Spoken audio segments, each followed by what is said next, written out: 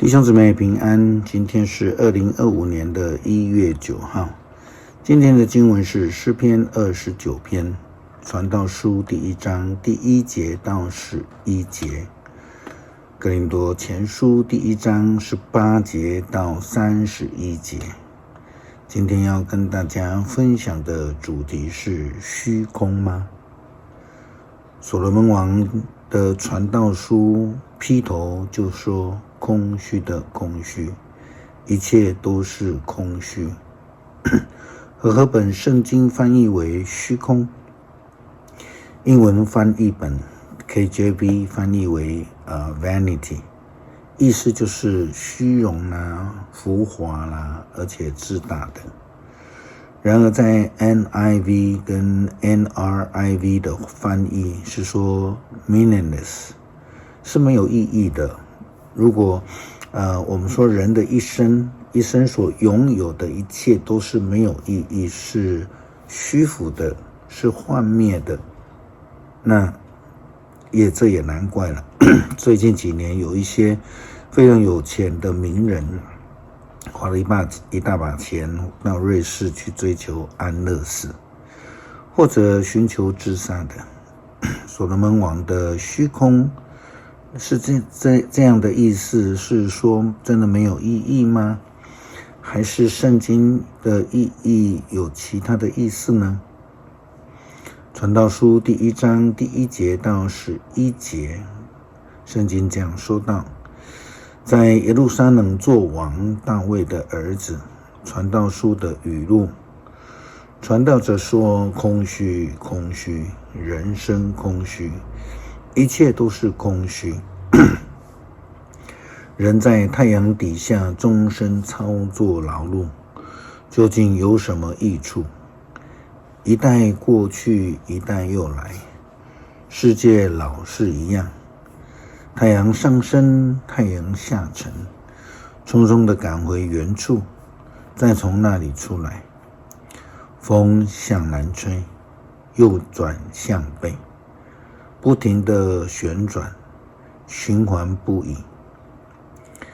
江河流入大海，海却不满不溢，水归回发源之处，又川流不息。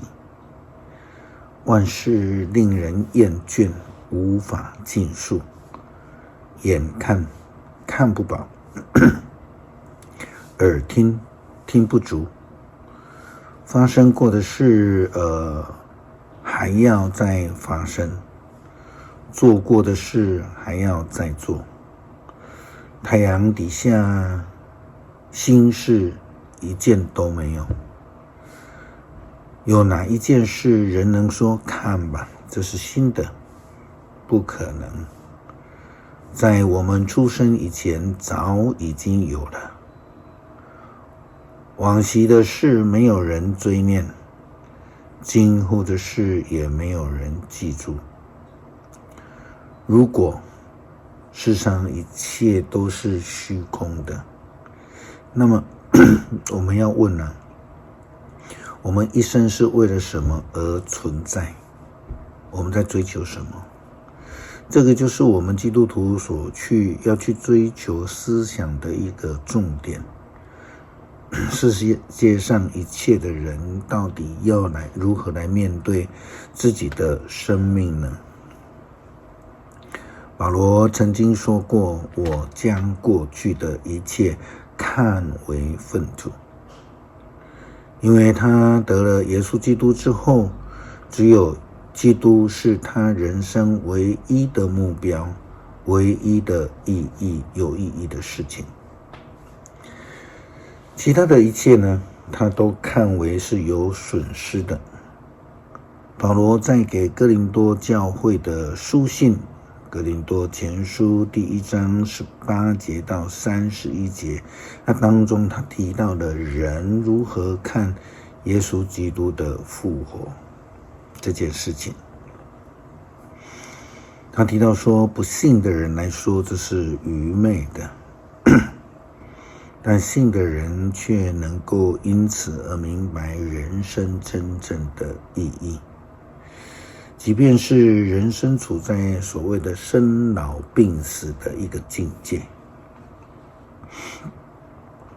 哥林多前书的经文这样说道：基督死在十字架上的信息，在那一些走向灭亡的人看来是愚拙的，对我们这些得救的人来说却是上帝的大能。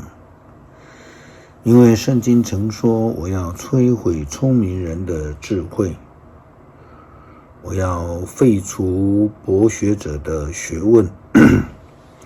那么聪明人在哪里呢？博学者在哪里呢？世界上的雄辩家在哪里呢？上帝已经使这世界的智慧成为了愚拙了。上帝运用他的智慧，使世人不能够借着自己的智慧去认识他。相反的，上帝决定借着我们所传的那愚拙的信息来拯救信他的人。犹太人要求神迹，希腊人寻求智慧，我们却宣扬被钉在十字架上的基督。这信息在犹太人看起来是侮辱的，在外邦人看起来是荒唐的，可是在蒙上帝选召的人的眼中，不管是犹太人或是希腊人，这信息是基督，他是上帝的大能，上帝的智慧。因为所谓的上帝的愚拙总胜过人的智慧，所谓上帝的软弱也胜过于人的坚强。弟兄姊妹们，要记得上帝呼召你们的时候，你们是处在哪一种境况当中？从人的观点来看，你们很少是有聪明的，很少是有能力的，很少是有高贵地位的。上帝偏要拣选世人认为愚拙的，来使聪明的人羞愧。上帝拣选世人所认为软弱的，来使坚强的人羞愧。上帝也拣选世人所轻视、厌恶、认为不足轻重的，来推翻一项被认为重要的，使人在上帝的面前无可夸口。然而上帝使你们得以跟基督耶稣联合，又使他成为我们的智慧，借着他，我们得以跟上帝有合一的关系，成为上帝圣洁的子民，并且得到自由。正像圣经上说，谁要夸口，就应该夸口主的作为。是的，要夸口就要因主而夸耀。人生的意义就在这里，否则的话会认为人生是虚空的，因为失去了真理的生命及目标。没有了复活的基督，一切都是损失的，一切都是粪土，都是虚空的了。诗篇29篇，天界大能者，神的众子啊，你们要歌颂上主，你们要颂赞他荣耀的大能，你们要歌颂上主荣耀的尊名，你们要敬拜神圣威严的上主。